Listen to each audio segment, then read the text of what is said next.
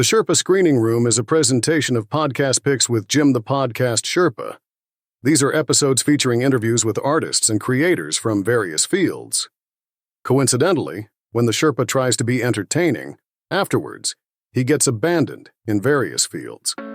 Coming to you from Sherpa Chalet in beautiful downtown Mount Podcastia, it's time for entertainment interviews in the Sherpa Screening Room. Grab an aisle seat and a bucket of popcorn, but don't crunch too loud or you'll miss the show. Now, here's your host, Jim, the Podcast Sherpa.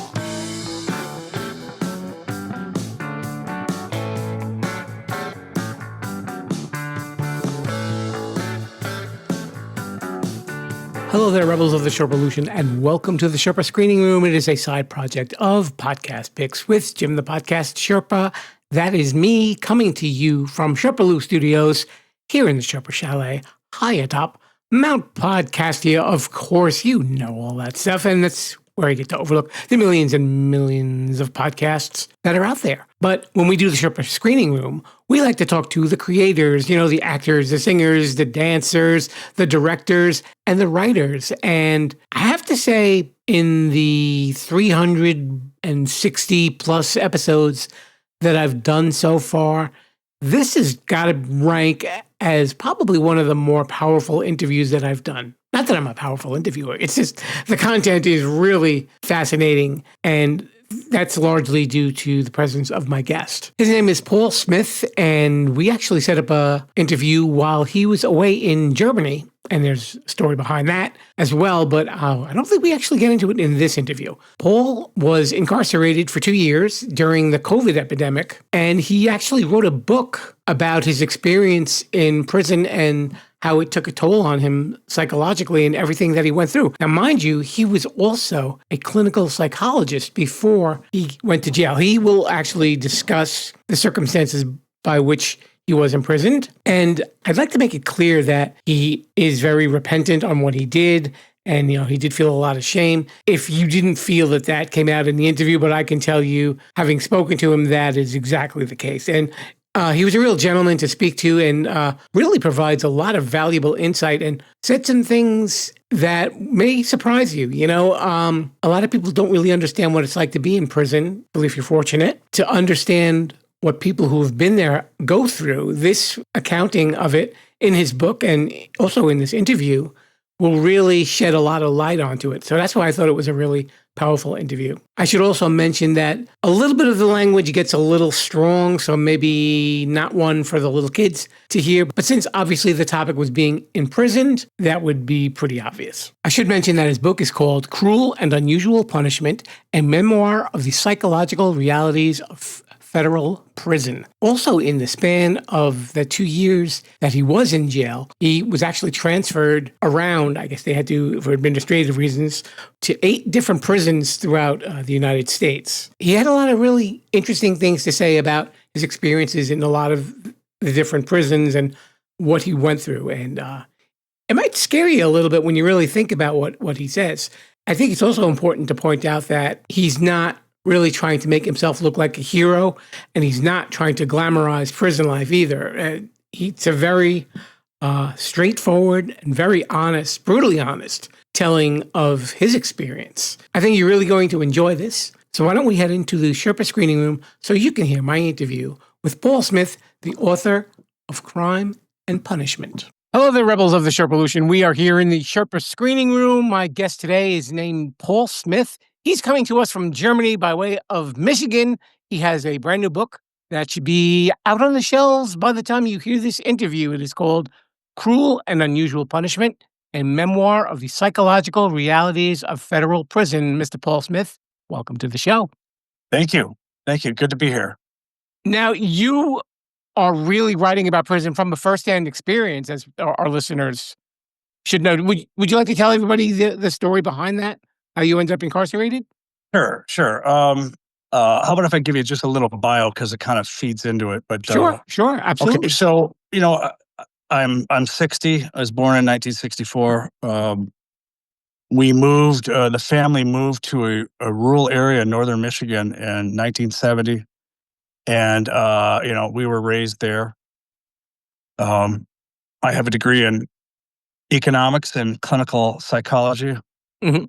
And so I've worked, I worked in business for a while, and then, but most of my work history has been in clinical psychology. I worked in various settings: hospital, university, outpatient community mental health.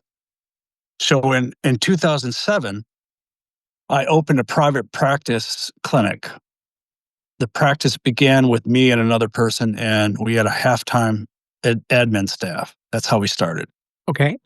But it grew over the subsequent 4 years to become 4 locations, and we employed and contracted 65 plus clinical admin staff for the practice. My personal expertise was in psychological testing. I mean, I was a general psychologist, but I was really good at psychological testing and diagnostics and providing treatments for chronic and what they call severely mentally ill adults and children. So conditions such as schizophrenia, bipolar, chronic mood, or what they call dually diagnosed, which would be a person who suffers from mental illness and severe substance abuse disorder. Okay. So in 2018, I had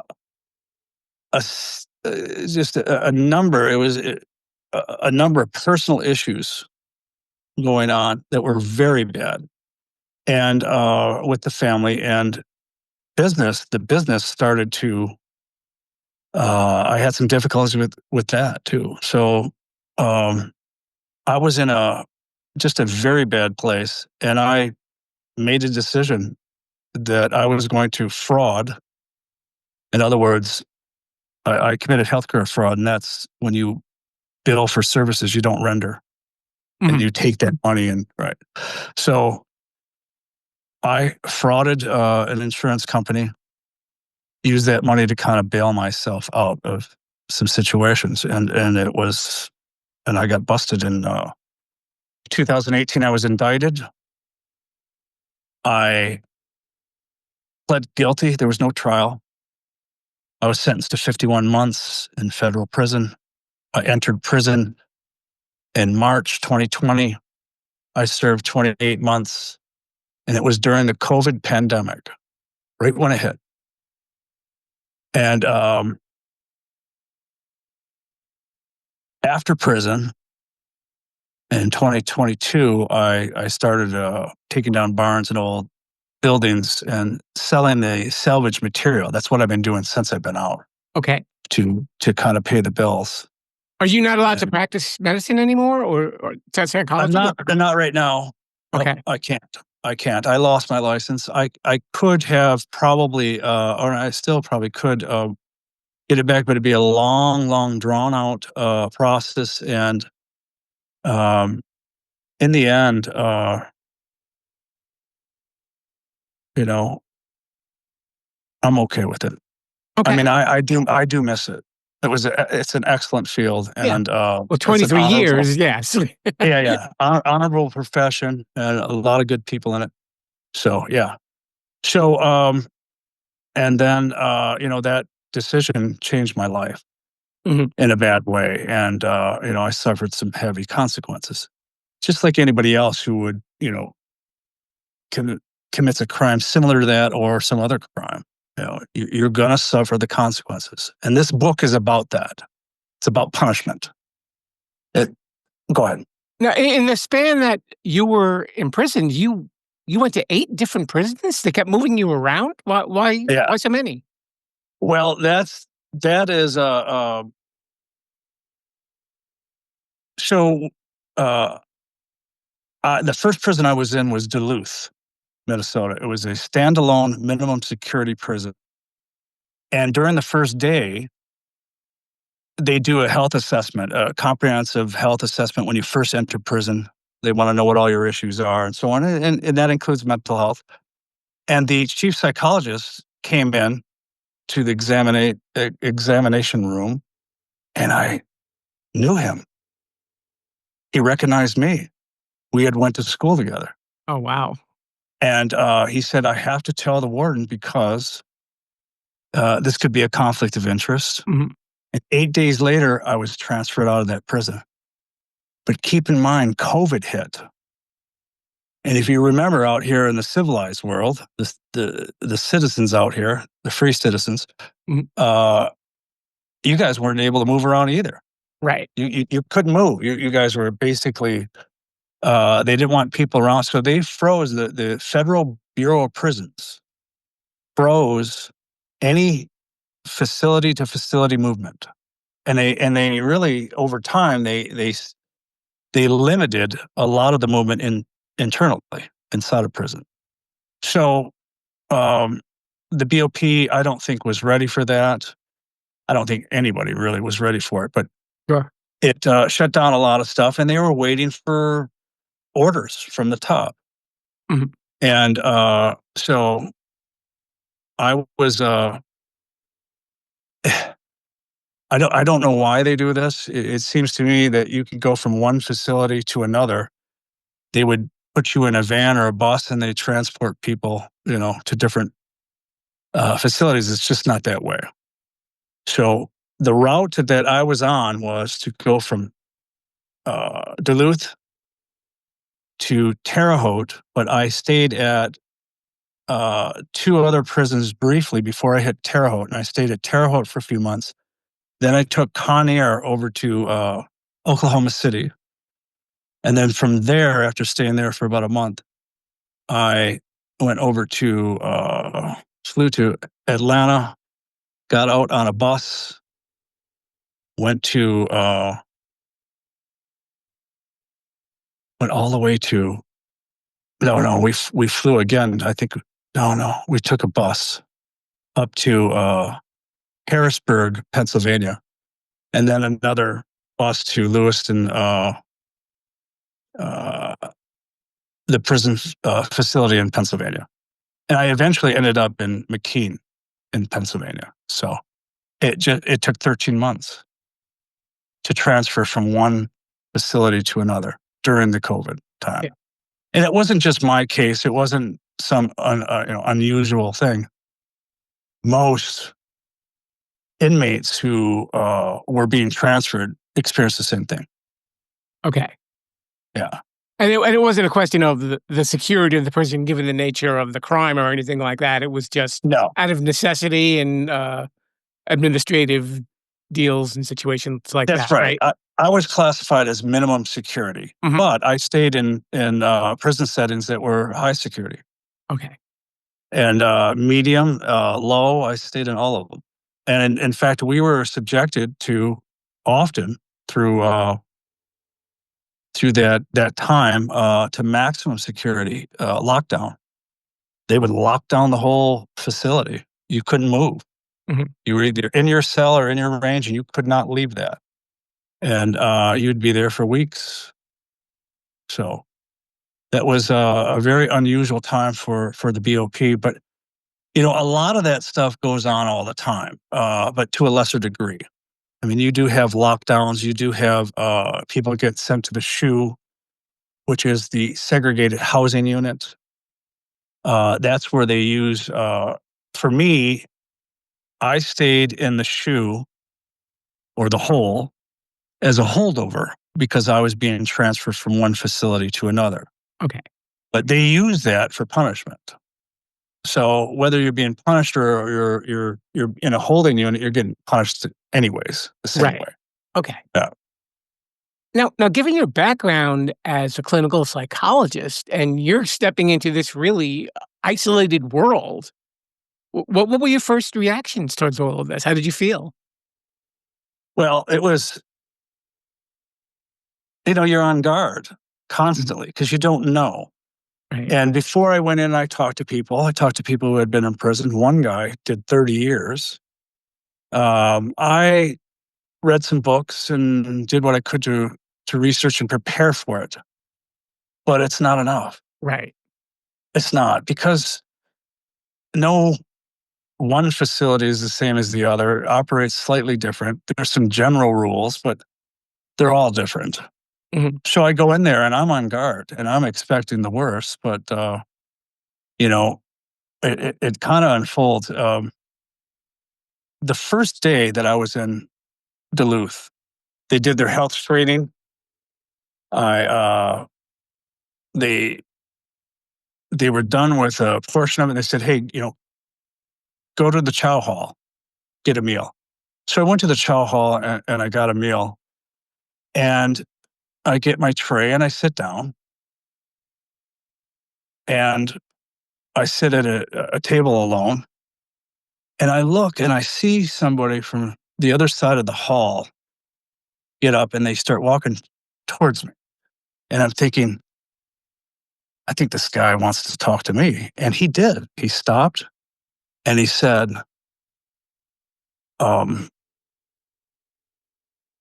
that table that you're sitting at is for Black inmates. The tables along this wall are for Black inmates. The tables on the other side of the hall along the wall are for Hispanic inmates. And all the other tables in between are for white and whoever's left. Mhm. Okay? You can stay here today. They know you don't know any better because you're new. Tomorrow, you come and join us. So this was the first day. And I'm like, okay, well, there's a different set of rules in here than there are out in society. There's no equal opportunity or affirmative action or DEI in the inmate, in that prison world with the inmates. In fact, if you were to, I think, enforce those policies, you would see violence. You would see violence if you forced the races together, if they didn't want to be, or gangs. And sometimes it's not just race. It could be where you're from, what state or whatever. So you have these different groups, and So and this is the first day, and I'm like, wow, it's a different world. And there was a lot of that. No one really prepares you for it. I remember walking down the hallway once on my way back to my cell. And you're walking and you look around, and somebody was making some motion in their cell, and I kind of looked real quick, and then I just keep walking. And later that day, my cellmate comes in and he says, "Hey, this guy down 4 cells from here said that you're looking into his cell." And I said, "You know what? I didn't mean to. I just, you're walking and you're, something distracts you or whatever. You pull your attention that direction." And Right. he says, I know. But if you do that, it's going to be a problem. Look at the ground, stare kind of nowhere straight ahead of you, and you move forward. Don't look around. So in all these things you kind of learn, sometimes maybe the hard way, Sure. if you don't follow the rules. So, and this is important too to know that there's like 3 sets of rules. There's the institutional rules that are written down, the BOP policies. You have the staff rules, which may or may not overlap with the institutional rules. And then you have the prisoner code. All right. And that is set by the inmates. Sure. And typically that is set by some inmate or a group of inmates that want to be in charge. And they call them the shot callers. They call all the shots. And so you're in that environment. And so you are hypervigilant. Anybody is. I mean, Right. most people are. If they haven't experienced that before, you're hypervigilant. You're on edge. Yeah. You're on guard. You'd have to be. Now, you would alluded to about the races staying separate in the cafeteria. Did you ever see any prison violence in the time that you were there, or were you pretty fortunate? I did, but let's categorize violence. If you're talking shoving and fist fighting, that would be more mild. Okay. Okay. That happens in society. People get angry and so on. More so in there, though. Okay. Mhm. But I saw a lot of that. I did not see somebody who was shanked. There was nobody in the facility that I was in that claimed they were raped.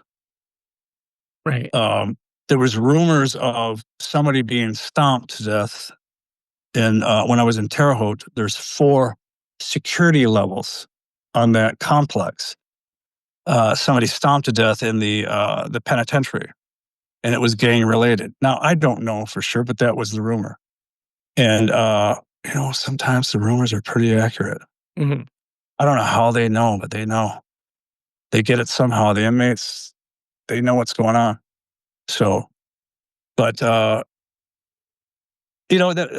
brings up another thing too.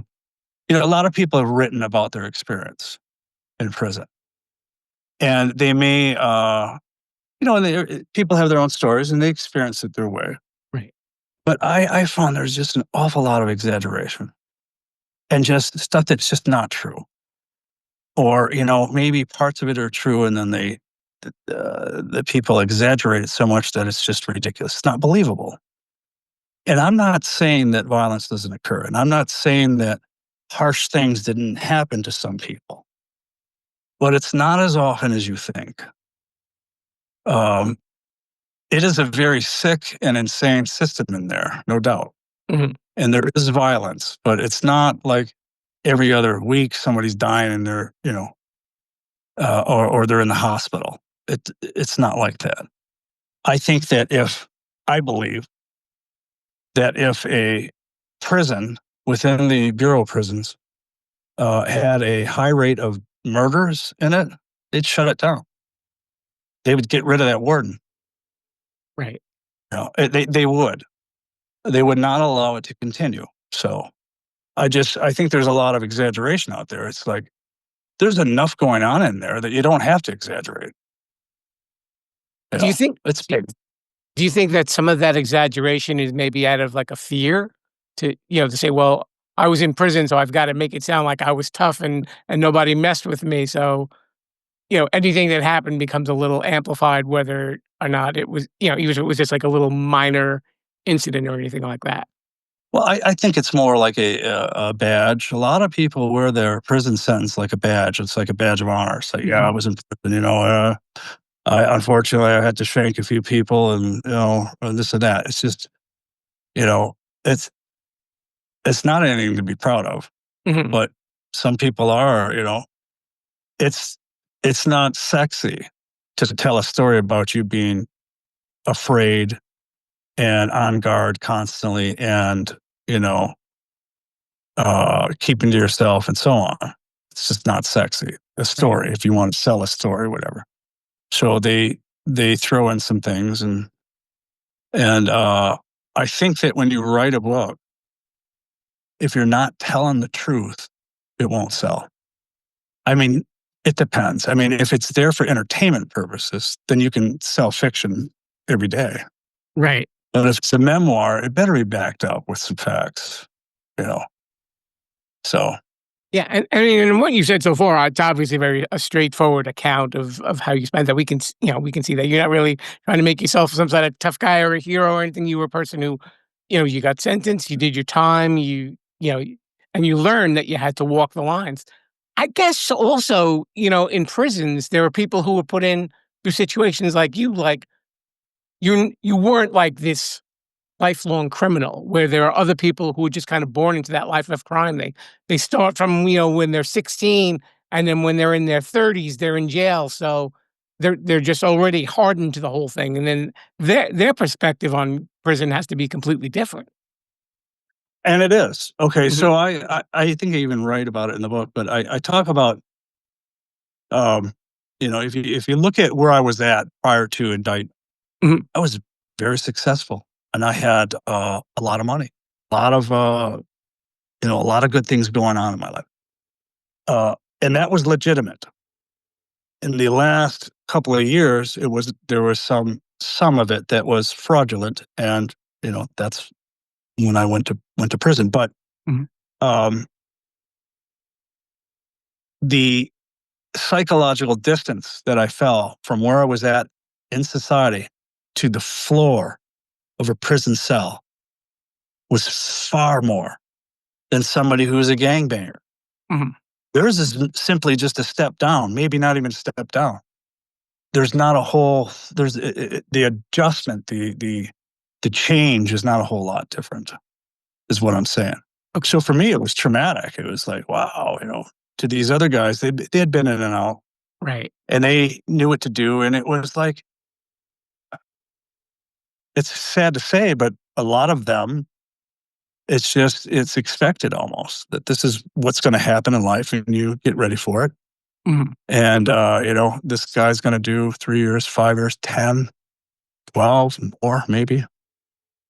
And they get out and maybe a little change at first because they're afraid, but then they go right back into it. I Was don't it? need it. I don't need another experience like that. I'm done. Yeah, I think once is definitely enough. Well, I would agree with Yeah, that. but you have to say that there's sometimes people are in situations where their limits are stretched. They're in a place that they had never been before. Mhm. So to say that you will do this or that, you can't really say until you're put into a situation where you know, it's reflex, your decisions, Right. and they're not always good ones. But hopefully you prepare for it so that your reflex, your decisions in those moments are ones that are not going to be devastating. They're hopefully going to be good ones, and then you can bounce back from it. So Yeah. mine wasn't. Yeah, and in a situation where, like you said this, you're constantly on guard, that probably affects your decision making as well. Absolutely. I looked at everybody that was, with suspicion. Um, even since I've been out, I look at people differently. I'm Wow. still on guard to Yeah. a degree. I don't like uh, sitting with my back to a door. You know what I mean? I like sitting on the outskirts, kind of facing the door, and I don't like anybody standing next to me. Those kinds of things. Um, Not that I will, in prison, if you're standing next to somebody, they'll tell you, get away from me. Don't Right. stand behind me. Everybody knows. So, but if you don't mind, I'm gonna share just a little. So I was in the shoe, that the hole, Right. and that experience, and I had been in it a couple of times, and never for a punishment. It was for transfer or whatever. Right. Okay. So I'm in there, and the first time I'm in there, I had only been in prison for 9 days. I transferred to Duluth, and then I went to Sandstone, and then I went to Terre Haute, and I was in the medium security shoe. And I'm there, and I'm like, there myself, the shower's there, you have your bunk and everything. There's no phone, no nothing, right? Because Right. COVID hit, there was no book, no paper, no pencil, nothing. And they wouldn't give me one. So I'm sitting in there, just think about, what do? You have nothing to distract you other than, all right, you walk around, you have this small little window that you can look through, but you're looking at a barbed wire fence, right? It's not all that inspiring. So, and you have all the noises going on, and so on. So you have your initial adjustment to that, but then days go by, then weeks. Okay.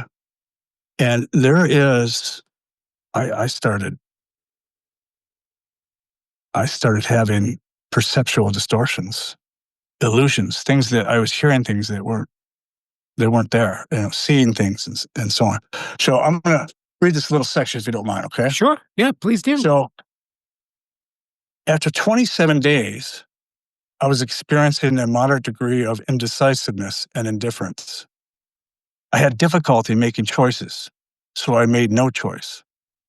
I laid in the bunk and stared at the walls and ceiling, getting up for food, trays, and using the toilet. I had not showered in the past 7 days.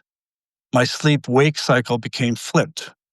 Awake all night, asleep during the day, and then flipped again. But day and night did not matter anymore. When I was awake, I did nothing. I did nothing because there was nothing of value. There was no stimuli, internal or external. available or strong enough to prompt a decision. So I just laid there, right? Mm-hmm. On the 29th day was when I first became aware of experiencing transient perceptual distortions and illusions. At first, I perceived sights and sounds that would normally evoke immediate and strong curiosity. But in my current state, that level of curiosity was lacking. I actually was looking at the ceiling one time, and I saw this bug crawling along the ceiling, and I just followed it because I'm just laying in the bunk, Right. looking at the ceiling, and the bug is crawling on the ceiling, and I follow it, and then it disappears all of a sudden. And then I see another one, and I follow that, and then it disappears. They're not there. It was me seeing that. And if you look at research and solitary confinement, it is a phenomena that you will see in people who are in that level of deprivation for an extended period of time. They start, things start happening. And those that have been in for a long period of time, they actually show certain regions of the brain that shrink because there's no interaction. Right. Keep in mind, I don't have pictures on the walls, and there's no beautiful music playing or anything like that. I hear howls going down the hallway from other inmates screaming something, and then you hear prison doors open and close. So the shoe is an especially harsh punishment. It is,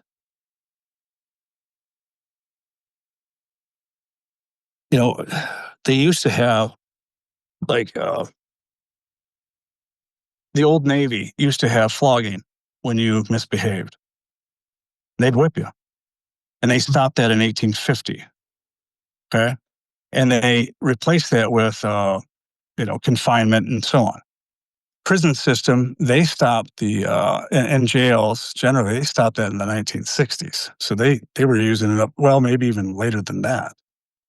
But they replaced that with solitary confinement as a punishment and other things. Right. And I say, give me the whip.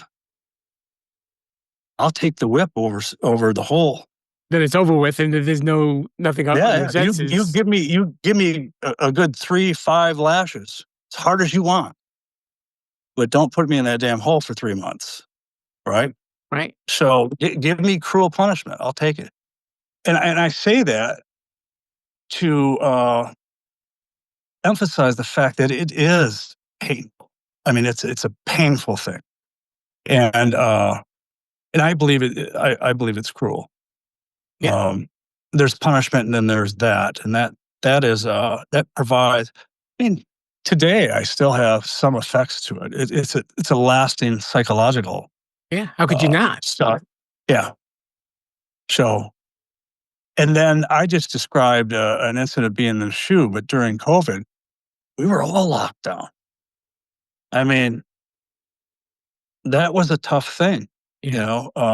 When you were in a range and you were locked down, it was maximum security. You couldn't move outside the range. You didn't have access to anything. So trays were brought to you, food and so on. But you had other people that you could communicate with. You could play cards and stuff like that on the range. But it still was a level of deprivation. But there were, some of the facilities didn't have that. It wasn't a range. You were in your cell. You were locked in your cell. So it's the same as solitary confinement. Right. Yeah. So very just dehumanizing. Yeah, it was. So what happens is when you experience that over time, if you subject a human being to that kind of harshness, and there were other things too, just the prison code and the insanity of it all. When you are subjected to that for a period of time, you can't possibly remain human. You can't. You become something less than. More kind of what I call savage. You're greedy. You think of yourself. I started getting into some fights. I don't fight. but I was there. Right. And I had changed. So, Well, like you're saying, I guess because they're taking so much away from you while you're there, even just like your basic sense of being, right? And and that probably makes you cling on to whatever you think you have or whatever you know you have. right. I mean, you try to, even if you try to just what they say, stay in your own lane and you follow the rules and everything like that, everything fine. It's not true. Mhm. Sometimes you're in situations where it's forced. I'm watching TV. Somebody walks up. They see me watching TV. They walk up to the TV and they change the channel. Well, I let that happen at first, and then I'm just like, over time, when I'm starting to unravel a little, I'm like, no, that's not going to happen. And so there was some chest bumping and some shoving a few times over the TV, and that's one of the most common situations where there's fighting is TV. What, at McKean, there were 5 TVs on the wall. You have a radio, so you can tune into whatever TV you want to watch. Okay. And the 2 on the one side were for black inmates, 2 were for white inmates, and then 1 was for Hispanic. And you couldn't touch the other ones if you were of a different race. So, you know, I had one guy, actually, who was a Hispanic guy that changed the TV, and I said no. And he threw some chairs around and so on, and I told him, I go, listen, do you really want to go to the shoe over a TV? Do you want to do that? And he says, we talked and then things settled down, but it was like, that had happened a couple of times. And there was some physical at Mhm. times. So I don't know what was going on. I mean, normally I would be, I'd avoid those situations, but I was changing. I was becoming more aggressive myself. Right. Yeah. So I do have a short clip, not a clip, but another thing I could read about a fight. Yeah. Part of it. Please. Do you want to hear it? Okay. Yeah. Okay. So it wasn't the actual fight, but it was the buildup, and then in the book you read about the whole fight. So just prior, this is in the book, just prior to the 4 p.m. count, I was in my cell lying down. I was very tired, but trying to wake up. I heard an inmate yell, "Coming this way." This meant the CO had started count and they were moving through the ranges. I knew I had a couple of minutes before they arrived, so I sat up on my bunk and drank some water. On deck, an inmate yelled down the hallway, which meant the COs were walking up the stairway. I walked out of the cell and stood by the wall. And that's where you stand when you're ready for count at that place. Mhm. Pimp, and that was his nickname, Pimp, shouted out, "You got to get on the wall, man." Then, as if someone pulled the trigger on a double-barreled 10-gauge shotgun, I shouted, "Who the fuck do you think you are?" The entire range was startled and they went silent. All inmates faced me with eyes wide. I continued, "You worry about yourself, motherfucker." And I remember I wanted to fight. And this is, well, I wanted to fight. Yeah, I wanted to fight. I craved it. I did not care if I won or lost. The thought of splitting someone's skull open gave me as much pleasure as the thought of being thrown through a window. Both made me salivate. And then we ended up getting into a fight. But that's just it's another example of me changing in there. It was, you know, I craved it. I remember craving it. It's like, I need to do it. I need to hit somebody. Right. You know, I'm not letting people boss me around anymore. I'm not gonna, you know, and so part of that is my own nature, right? Um, I've always been one to, if I had to defend myself, I would. I didn't shy away.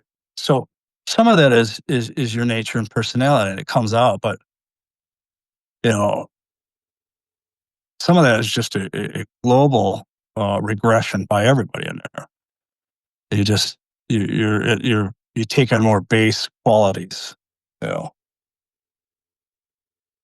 Now, you were saying that one of the chapters in your book is actually about the punishment. Yes. So punishment. So the chapters are, they cover certain experiences or a group of thought Mhm. that I have, and one of the chapters is titled "The Punishment." And in that chapter, I describe all the different punishments that I could think of that I had suffered from the crime I committed. And these were all the punishments that occurred way before I went into prison. The loss of a career, Mhm. family being destroyed, finances gone. There was a period of time between indictment and the time that I went into prison, 20 months. And that, up until that time, was the worst experience I had by 10 times.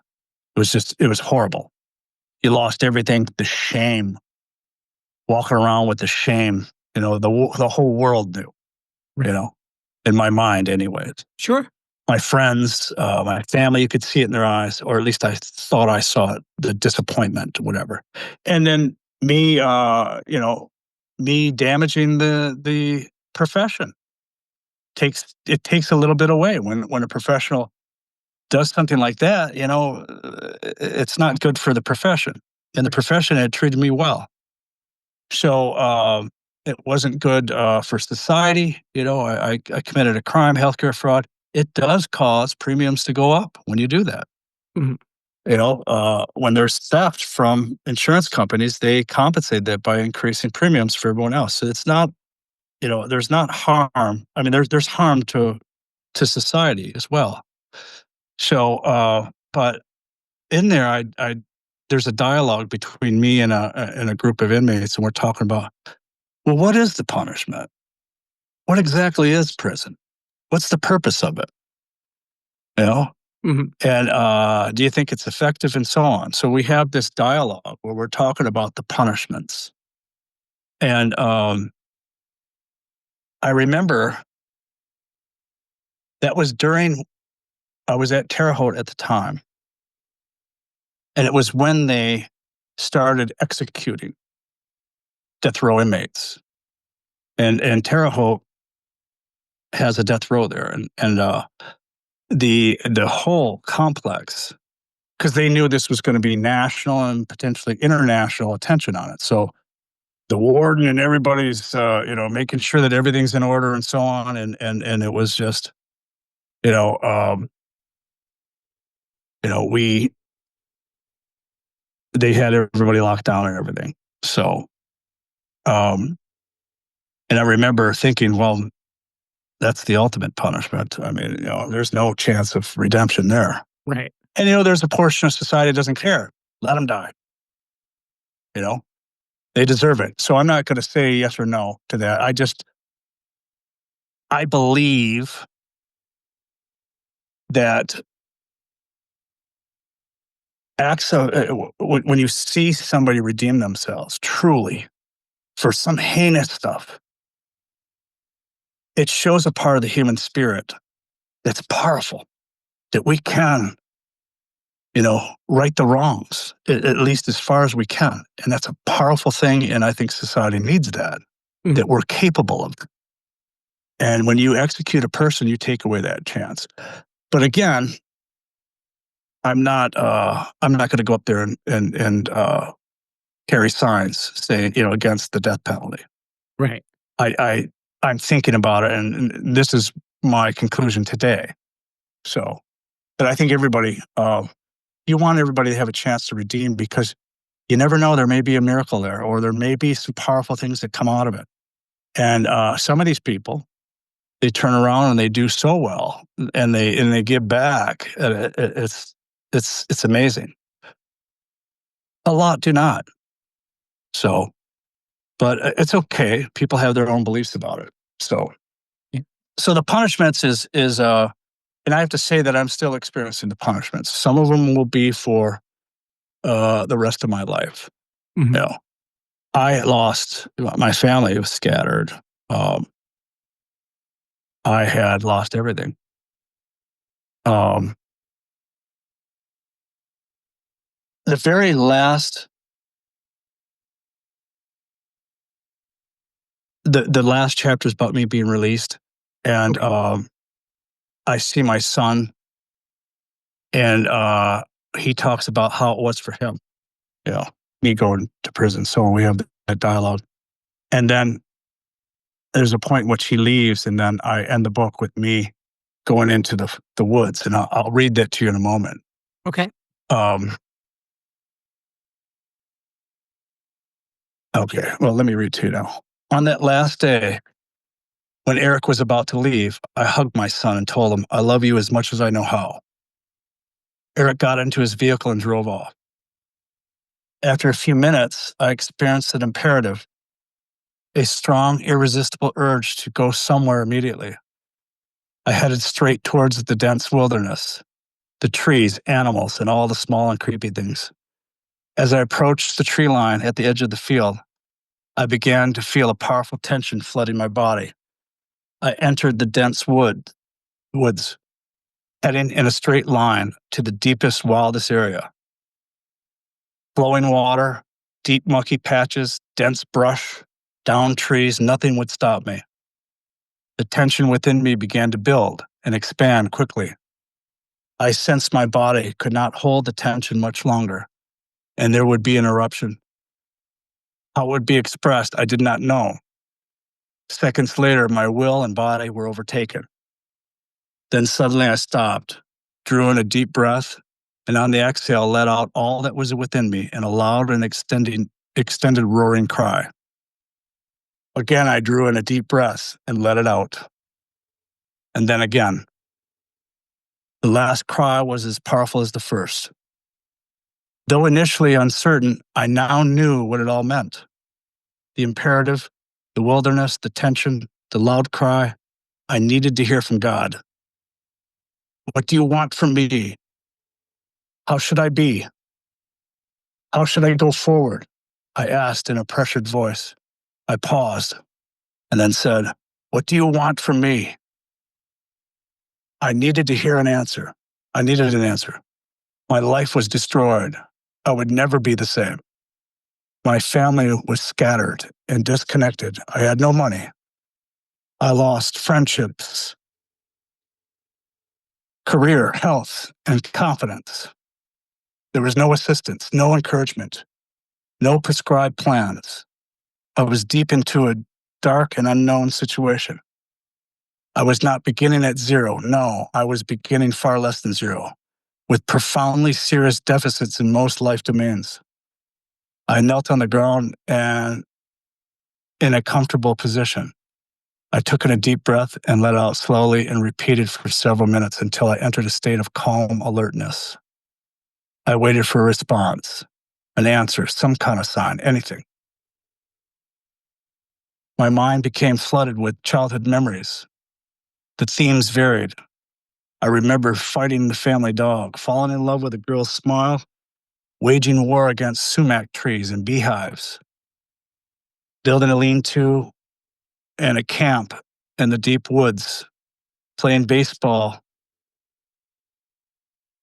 navigating the wilderness like Tarzan. The memories kept flowing, and in them, collectively, came the answers I needed. I remained in that holy place in a state of revelation until early the next morning. So I spent the night there.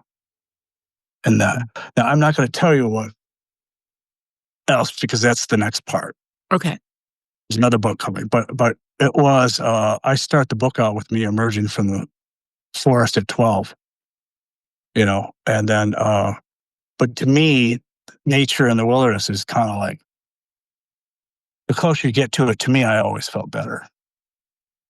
How long did it take you to be able to talk about all this? I mean, it's a life-changing experience, and it's not like you can just step out of prison and go, well, guess what happened? It's I'm sure there's just a lot of stuff that you probably had to process mentally and psychologically before you could really even like write a book or, much less Yeah. tell somebody. So I wrote a lot of notes down. I had probably 800 pages of notes Okay. while I was in there. But to write to write a book and to talk about it is another matter. Mhm. It's kind of like you really gotta get all your thoughts and you gotta organize them, and it's not always easy to articulate what you feel and what you went through. And I think that's a problem with a lot of the inmates. A lot of them don't have the, let's say, capacity to express what they think and feel and what's going on there in words that describe the experience with accuracy and sufficiently. So, um, it took a while. So, and you know what? I would say in some ways this is my first attempt. Mhm. 3 years later with this book, I'm letting people read it. They can buy it, so on. I haven't really talked about all of these things except for with a few people. So I would say that this is my first time really letting it all out in this book. And I would say that this book was very therapeutic Uh, for I, me. I I can imagine. Yeah, I was going to say before we wrap it up, uh, if you had your wish, what would you change about the penal system? Well, it's a really good question. I would say that there has to be a way that the inmate can somehow contribute to their family in some way. Mhm. If there's something that they can do, even while they're locked up or whatever, they're going through it. If they could earn some sort of income or whatever, some sort of something that could go to maybe pay for the taxes that are required to house them and feed them and so on, but also to go and help the family because the family's destroyed. A lot of them are, I mean, devastated. So they have to adjust through it all. I'd say if there's some way to be able to, the punishment is with the person who committed the crime. If we could somehow design a system where they can continue to contribute in ways financially, and I think that would help them when they get out. Yeah. That because most inmates don't have a high school diploma. And I've met people for the first time in my life that were in their 50s that never had W-2 income. They just got money off the street, through various things. It just blew me away. So I think if there was some system that was able to help them work and contribute, I think that would help the inmate. It would help the family, who often relies on the government for assistance, anyways. So I would say that's one thing. Um, there are a lot of there's a lot of tweaking with the current prison system that I would like to see. Personally, I wouldn't mind sitting on a committee helping them, maybe do some reform. But That's so funny that you I'd have mentioned to that. talk to. What's that? I said it's funny that you mentioned that because I could see you, being some sort of like, having lived it. You'd probably be one of the best sources to say this is how people feel. This is what they go through. Well, if you know any senators or Congress persons, let me know. That I'd be glad to help out. But I don't want to just sit on a committee and talk. I want to do, what I mean? So Yeah. At least the book does a lot of that too, and probably the follow-up book as well. yes, there'll be some more fascinating things. I'm going to do a book on uh, psychopathy and antisocial personality, Mhm. and describe it and define it in ways, challenge the current diagnostic criteria, but have it in it will be a book that I do that, but a character in a prison setting. So I think that may be fascinating. A lot of people are fascinated with the psychopath. Mhm. For some reason they are. So Okay. So in the meantime, and we know the book is coming out on September 2nd, so it should be out by the time people hear this episode. Where can people find a little bit more about you? in your Well, journey? I don't have a website, but I do have um, some social media. I'm starting to put some material on there, but I have YouTube, which is Paul Lucky Lucki Smith. Okay. YouTube. That's the same for TikTok and X, and Facebook is Paul Smith. So, and I'm very willing. I'm going to start putting more material on there. I have short video clips of me talking about certain sections of the book. Okay. So, I appreciate you coming on here and even just sharing so much of this deep, dark part of your life that you had to suffer through, and also for reading the book, so at least our listeners are going to be aware of what to expect when they read this book. So I just want to say thanks so much for coming on the show. well, thank you for having me, sincerely, and I hope this is some value to your listeners. It looks like the Sherpa is no longer locked in the bathroom at the Sherpa Chalet, so we can finally get back to the show.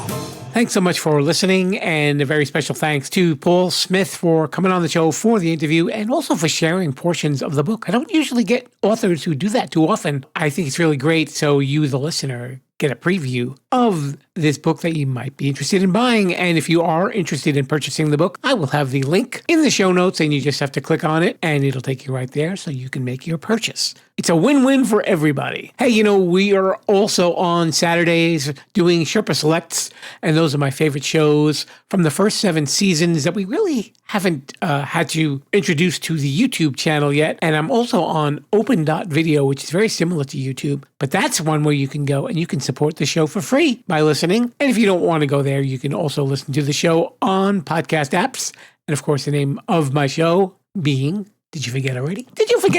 It is Podcast Picks with Jim the Podcast Sherpa. And you can follow me on Sherpalution on Instagram and Threads and TikTok. And of course, as previously mentioned, the YouTube channel, which is also called Sherpalution, and open.video, which I believe if you look for Sherpalution, you should find it. I think the actual website is Video La Sherpalution. Well, what can I say? I'm clever.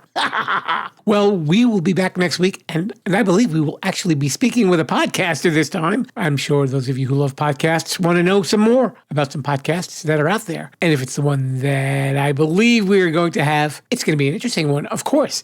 Will we know? I don't know. We'll have to find out. Until then, I will leave you with this. Viva la Sherpalution. Thanks for listening to the Sherpa Screening Room. Don't forget to subscribe, rate, review, and share this podcast. I'm Mr. Bruce, and this has been a Sherpa Studios production. Viva la Sherpalution!